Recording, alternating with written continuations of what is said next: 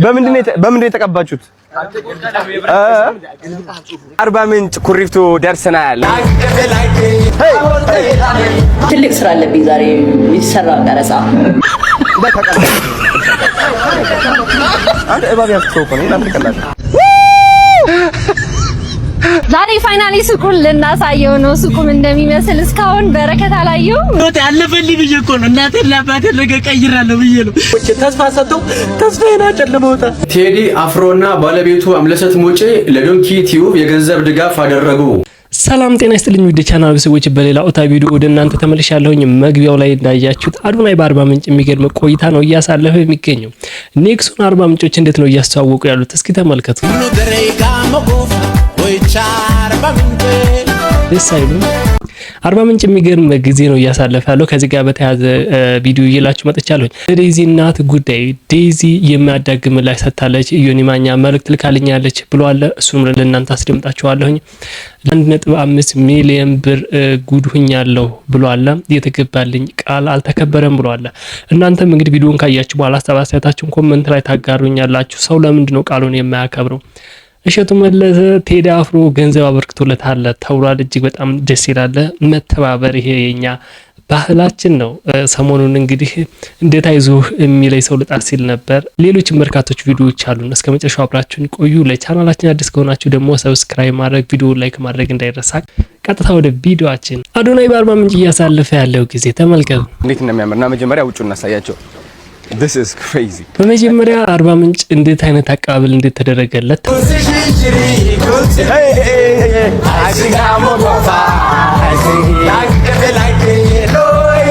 ቦታው ራሱ ባካችሁ እንዴት ነው ደስ የሚለው። እኔ ራሱ ጎብኘው እያለኝ ነው የሚገኘውና ሌላ ከተማ ሆነ አይደለም እንደ አርባ ምንጭ የሚገርም ማለት ነው። ራሳችን ምን ይባላል ይሄ ጎልፍ ካርት ነው የሚባለው ይዘናል እንደምታዩት እየረበሽ እንዳይሆን የሚገርም ቫኬሽን ያው ቫኬሽን ሞድ ላይ ነው። ኢቭን እየሰራን ነው ግን ቫኬሽን ሞድ ላይ ነው። ስለዚህ አርባ ምንጭ በደንብ አድርገን እናይሻለን እንደገና ፓርቱ ሌትስ ጎ።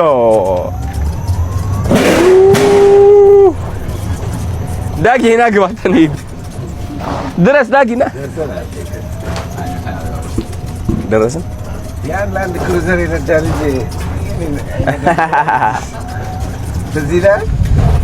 ላንድ ክሩዘር በደንብ በማኑዋል በዛ ላይ ደግሞ የኔክሶ አዶናይ በቅርብ ይዞ መምጣቱ ይታወቃልና እንዴት ነው አርባ ምንጮች እያስተዋወቁ ያለው ወደ ሰውነታቸው ላይ። ሰላም ጤና ይስጥልኝ። እነዚህ ልጆች ተመልከቷቸው እስኪ በእናታችሁ። ኔክሶ የኔክሶ በጣም ነው የሚገርመው። በምንድን የተቀባችሁት?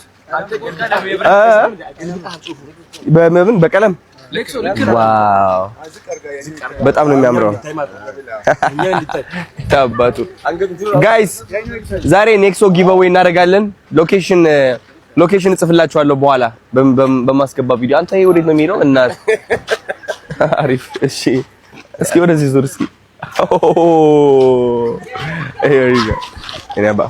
እዚህ አይነት ነገር ታውቃላችሁ በጣም ነው ደስ የሚል። እኔ አዶናይ እዛ እያሳለፈ ካለው ጊዜ በጣም ፈገግ ካሰኘኝ መካከል ይችኛውን ቪዲዮ ተመልከቷት። አንተ እባብ ያስከው እኮ ነው እናንተ ቀላል ምን ያደርጋል?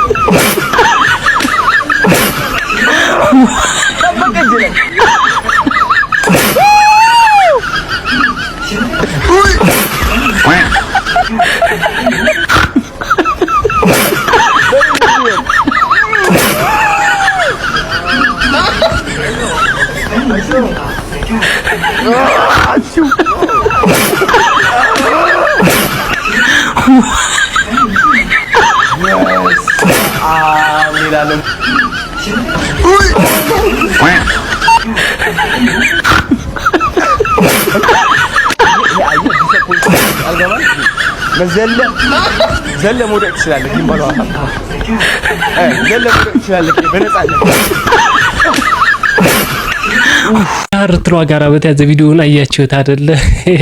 እሱ በጣም ፈራና ማናጀሩ ናያዝ አንተ ራሱ እባብ ራሱ አትፈራም። የዋህነቱ ነው በጣም እዚህ ላይ የታዘብኩት ማለት አርባ ምንጮች ይመቻችሁ ማለት እፈልጋለሁኝ። ለአዶናይ የስራ ፈጠራ ምን ማለት ነው? እስኪ ቪዲዮ ላስደምጣችሁ። ስራ ፈጠራ ብዬ ማስበው ሶሻል ሚዲያ ትገባለህ፣ ሶሻል ሚዲያን ታጠነክራለህ፣ ከዛ ወደ ትክክለኛው ዓለም መጥተህ ቢዝነስ ትገነባለህ ማለት ነው። that's it very simple personal branding ይባላል። ፐርሰናል ብራንዲንግ ሰርታችሁ ነው በቃ ወደ ቢዝነስ ዓለም የምትገቡት።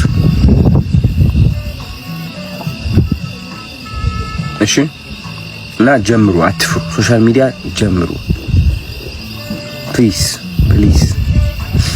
ይህ የአዶናይ እይታ እንደሰማችሁት መጀመሪያ ፐርሰናል ብራንዲንግ ነው። ብራንዲንግ ከሰራችሁ በኋላ ልክ እንደሱ ታዋቂ ከሆናችሁ በኋላ በስማችሁ የሆነ ፕሮዳክት ብታመጡ ኦልሬዲ ማርኬት ላይ ስላላችሁ ታዋቂ ስለሆናችሁ ሰዎች ይገዟችኋል። ቢዝነስማን ባጭሩ ትሆናላችሁ። በዚሁም አጋጣሚ ሶሻል ሚዲያ ያልጀመራችሁ እንድትጀምሩ መልእክት አስተላልፋለሁ። ቪዲዮ ላይ እንደሰማችሁትና ለፐርሰናል ብራንዲንግ በጣም ጥሩ ነው። በዚህ ሰዓት ቢዝነስ ኢዝ ኦል አባውት ኮኔክሽን ኖት ሎኬሽን። ከዚህ ቀደም ሎኬሽን ነበር ሲባል የነበረው፣ አሁን ደግሞ ኮኔክሽን ሆኗል። ኮኔክሽን ደግሞ በምንመጣው በሶሻል ሚዲያ ነው። ቴዲ አፍሮና አምለሰት ለእሸቱ መለሰ ስጦታ አበርክተውለታል ተብሏል። አዳምጡልኝ። ቴዲ አፍሮና ባለቤቱ አምለሰት ሙጬ ለዶንኪ ቲዩብ የገንዘብ ድጋፍ አደረጉ። በብዙ መልኩና የበጎ አድራጎት ስራዎች የሚታወቀው እሸቱ መለሰ በቅርቡ በዶንኪ ቲዩብ ላይ ያጋጠሙትን የፋይናንስ ችግሮችን አስመልክቶ ለህዝቡ ያቀረበው የድጋፍ ጥሪን ተከትሎ በርካታ አጋሮች ከጎኑ በመቆም ላይ ይገኛሉ። ከነዚህ መካከል ደግሞ ተወዳጁ ድምጻዊ ቴዲ አፍሮና ባለቤቱ አምለሰት ቀዳሚዎቹ በመሆን ለእሸቱ መለሰ ድርጅት ዳጎስ ያለ የገንዘብ ስጦታ መበርከታቸው ተረጋግጧል። አምለሰት ያደረጉትን የገንዘብ ድጋፍ የተቋሙን እንቅስቃሴ ለማስቀጠል ትልቅ አቅም የሚፈጥርና በበጎ አድራጎትና በድንቅ ልጆች ፕሮግራም የሚያደርጋቸውን በጎ ተጽዕኖዎች ለመደገፍ ታስቦ የተደረገ እንደሆነ ገልጻለች። የሁለቱ ዝነኛ ጥንዶች ቀን ስራዎች የጥበብ ባለሙያዎች በችግርና በፈተና ወቅት እርስ በርስ መጠያየቅና መረዳዳት እንዳለባቸው ዳግም ያሳየ ትልቅ አርአያነት ያለው ተግባር ሆኗል። ብዙዎች ቴዲ አፍሮና ባለቤቱን እያመሰገኑና እያደነቃችሁ ሲሆን እናንተስ እስቲ በእነዚህ ሰዎች በእነዚህ ድምፃውያኖች የገንዘብ ድጋፍ ምን ተሰማችሁ? ሀሳባችሁን ኮሜንት ሴክሽን ላይ አስቀምጡልኝ። በድጋሚ ግን ዶንኪ ቲዩብ እንኳን ደስ አለህ፣ እንኳን ደስ አለን። ከዚህ ቀደም እንዴት አይዞህ የሚል ሰው ልጣ ሲል ነበር እሸቱ መለሰ። በርካታ ሰራተኛ አሰናብታለሁ እያልኩኝ ሰዎች እንዴት አይረዱኝም ሲል ነበር እና እንደዚህ አይነት ደግሞ ታዋቂ ሰዎች እንደዚህ አይነት ነገር ፈርቀዳጅ መሆናቸው ለኔ በጣም ትልቅ ነገር ነው። ደጋግሜ እንደነገርኳችሁ በስሩ ያሉ ሰራተኞች መበተን የለባቸውም። ምን አይነት ከባድ እንደሆነ አንድ ሰው ከስራ ተባሮ ሌላ ስራ ለማግኘት ምን አይነት ከባድ እንደሆነ በስራቸው ቤተሰቦች እንዳሉ እነሱ መታሰብ አለባቸውና አይ ሆፕ ይሄ ነገር መልካም ነው፣ ሌሎችም ይከተላሉ ተስፋ አደርጋለሁ። ስለ ዴዚ እናት ዴዚ የመጨረሻ ነገር ተናግራለች። በዮኒ ማኛ በኩል መልእክት አልኮልኛ ብሏል። እስኪ ላስደምጣችሁ። ያለውን ሜሴጅ ልንገራችሁ። እኔ ከግራማ ጋር አብሬን ያለሁት እና ስለ እናቴ ግሪቭ እያደረግን ነው እና ፕሊዝ ኤደን በዚህ ጉዳይ ላይ ባትገቢብን፣ ሀራስ እያረግሽን ነው፣ እየገባሽ በየቤቱ እየተናገርሽ ነው እና እባካችሁ ብላ ቴክስት አርጋኛለች። ስታፍ እያለች ስለጠራችሁን የመጣሁት ጥሩ ይህንን ብላለች። እሺ ጉዳይን ዘግቻለሁ። በቃ ይሄ ነው። እሺ ዴዚ ናት በቃ የመጨረሻ እኔ በቃ ቴንኪው ዴዚ እኔ አንተልሻለሁ በላት። ምንም አስተያየትም አልሰጥም። እኔ አልገባምም። አደነቆሩን ጆሮዬ ጋር 4 ቀን ሙሉ በፎቶ እየተለጠፈ በየቤቱ እየተጻፈልኝ በየቤቱ እንትን ቴክስት እየተላከልኝ።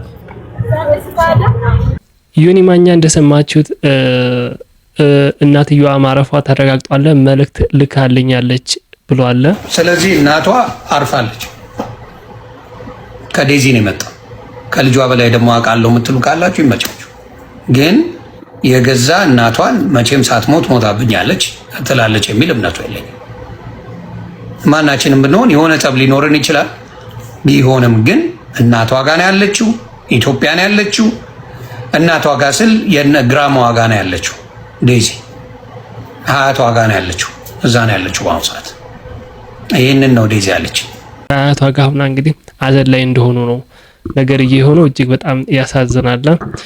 ትላንት እንደውም በህይወት አለች የሚባል እንትን ሰማ። እኔ በቃ ደስ ብሎ የነበረው እግዚአብሔር የፈቀደው ነው የሚሆነው። ነፍሷን ባጸደ ገነት ፈጣሪ ያኑርልን። እዚሁ ጋር በተያያዘ ድራማው እጅግ በዛ ብሏል። ወንድማችን አዳምጡት። ድራማው ላይክ ኢትስ ቱ ማች ኤክስትሪምሊ ድራማ ተሰራ። ታውቃላችሁ በሰው ልጅ ህይወት ደግሞ ይደብራል። ካለች አለች ዊ ድራማ ሰለቸን። እውነት እኔ እንደዚህ ድራማ አይሰለቸኝ ተፈጥሮ አቅም እዚህ ይሄ በዛቢ ቢል በጣም እውነቱን ነው። ምክንያቱም ሞተች ተብሎ የሆነውን ነገር አይታችኋል። ከዛ ደግሞ አልሞተችም ተብሎ ነፍሷ በሰላም እንኳን ማረፍ አለባት። ሞንም ታውቁታላችሁ በሶሻል ሚዲያ ስሙ እሱን ነው የተናገረው። ኖ ሞር ካሁን በኋላ ድራማ ብሏል። እሱም እንዳረጋገጠ ነው ዝርዝር መረጃ የተናገረው። ላስደምጣችሁ። የዴዚ እናት አልሞተችም ታግታ ነው ብላችሁ ፖለቲካ ለመስራትና ዘር ከዘር ለማጋጨት የምትጠሩ ሞታም ማረፍ ሲገባት ዘሯን አንስታችሁ የምታወሩ ሰዎች ስሙኝ። ሌሎችም ለነሱ አርሱላቸው። የዴዚ እናት ትክክለኛ ስሟ ትህትና ታምራት ነው። እኛ ቲና ብለን ስለምንጠራት ነው። ያረፈችበትም የተቀበረችበትም መቃብር የካ ሚካኤል ፉካ የፉካ መቃብር ውስጥ ቁጥሩ 1179 ላይ ነው። ሄዳችሁ ማየት ትችላላችሁ። ያጋጠማትን በሽታ የሳምባ ውስጥ ውሃ መቋጠር ነው። ውሃ ቋጥሮ ሳምባ ውስጥ መድኃኒት ትጠቀም ነበር። ከአሜሪካ ከመጣሽ በኋላ ስላልተጠቀመችው መድኃኒቱ ለዛ ነው ህይወቷ ያለፈው። ቤተሰቦቿ 4 ኪሎ አካባቢ ቢገኙም መታችሁ እንድትረብሿቸው ፕራይቬሲያቸውን ፕራይቬት ላይፋቸው እንድትጋፏቸው አይፈልጉም። ስለዚህ ልቀቁት ይሄን ነገር በሰላም ተረፍ። ሴትዮዋም ጃኒ በአዲስ ስራ እየመጣሁ ነው ብላለች። እስኪ ላስደምጣችሁ። ትልቅ ስራ አለብኝ ዛሬ የተሰራ ቀረጻ ትልቅ ስራ እየሰራሁኝ ነው። ትልቅ ስራ በጣም ትልቅ ስራ።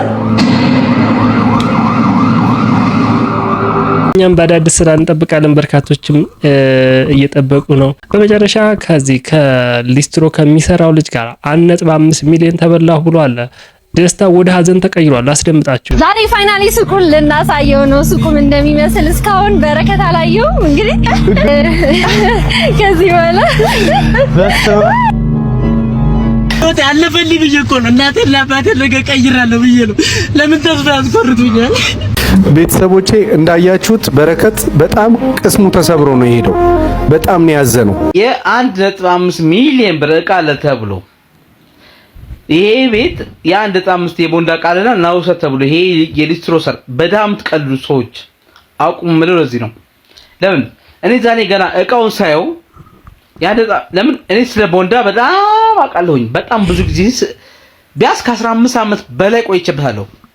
የቦንዳ ስራ ከአስሬ ወደቲ የገባሁት አሁንም ሱቅ ቦንዳ ምሰራው ባለቤት ይሰራለች። ግን ይኸውላችሁ ይሄ አዳምጡት። በጣም ደብሮኛል፣ በጣም ከፍቶኛል። ቤተሰቦቼ ተስፋ ሰጥተው ተስፋዬን አጨልመውታል። እኔ ልጨርስላችሁ ወሬውና የ1.5 ሚሊዮን ብር ማስታወቂያ ተብሎ ተሰራ። እዛ ቤት ያለቃ እኔ ገና መጀመሪያ ማስታወቂያ ፕሮሞሽን ሲጀምር ትረከባል። ለምሳሌ የኛ ሱቅ አለ፣ የኔ ሱቅ አለ፣ የባለቤት ሱቅ ቢሆን እሷ እንድትሰራ ስለምፈልግ ነው። እንደማይሞላ አቅ ነበር። 1.5 ሚሊዮን አይደለም 200 ሺህ ብር እዛ ቤት ያለቃ አይሞላም እንዴ! ደንግጫለሁ ሳየው። ግን ይሄ ልጅ ዕቃ አለ ብሎ ገባና ባዶ ነው። 200 ሺህ ብር የማይሞላ ዕቃ። ይሄ ልጅ ከ1 ሚሊዮን በላይ ተከታይ ያለው ለምን? በደሃ መጫወት በነገራችን ላይ የኛ ህዝብ መጫወት በጣም በቃ ጎበዝ ነው። 1.5 ሚሊዮን ከተባለ የ1.5 ሚሊዮን ዕቃ ነው የሚረከበው። ብዙ የሰውን የ200 ሺህ ብር ዕቃ ቢሆን ምን ችግር አለው ምናምን የምትሉ ሰው ያላችሁ ይውሰድ። በነፃ እኮ ሚስጥር 1 ሚሊዮን ተከታይ ያለው ልጅ ፕሮሞሽን እንኳን ለፕሮሞሽን እኮ ስንት እንደሚከፈል እኛ እናውቃለን። በዚህ ደሃ ልጅ ሜሪ ቦንዳ ተጫውታለች። ቃል የተገባለትን ነገር መደረግ አለበት ከሚሉ ሰዎች መካከል ነኝና ልጁ ሶሻል ሚዲያ ላይ ታችሁት ከሆነ ደስታውን ሲገልጽ ነበረ። ቤተሰቦቼ ልረዳ ነው እናት አባቴን እንደዚህ አይነት ሆፕ ያደረጋችሁት ነገር ብንብሎ ሲጠፋባችሁ እጅግ በጣም ከባድ ነው። አንዳንዶች 300 ሺህ የሚገመትም ቢሆን መጥፎ አይደለም ይላሉ። ግን አንዳንዴ ሞራላችሁ መጠበቅ አለበት። ሶሻል ሚዲያ ላይ ቻሌንጅ ከተሰጣችሁ በኋላ ለምንድን ነው ወደ ኋላ ሰዎች የሚሉት? ለሌሎችም መጥፎ አርአያ እየሆኑ ነው ያሉት። ይሄ ነገር እኔ ህግ እንደው ቢገባበት የሚላለኝ አይ ቲንክ ምናልባት ወደ ህግ የሚሄድ ከሆነ ይሄ ነገር ከዚህ ጋር ከህግ ጋር የተያዘ ነገር አለ ይሰራል ላይ ስራ የሚለውን ባላውቅም ምናልባት የህግ ባለሙያዎች የሆነ ነገር ቪዲዮ ይሰራሉ ብዬ ተስፋ አድርጋለሁኝ። ተረፈ እናንተ ሀሳብ አስተያየታችሁን ኮሜንት ላይ ትዝብታችሁን ጨምሩልኝ። በሌላ ቪዲዮ እስከምንገናኝ ቻው።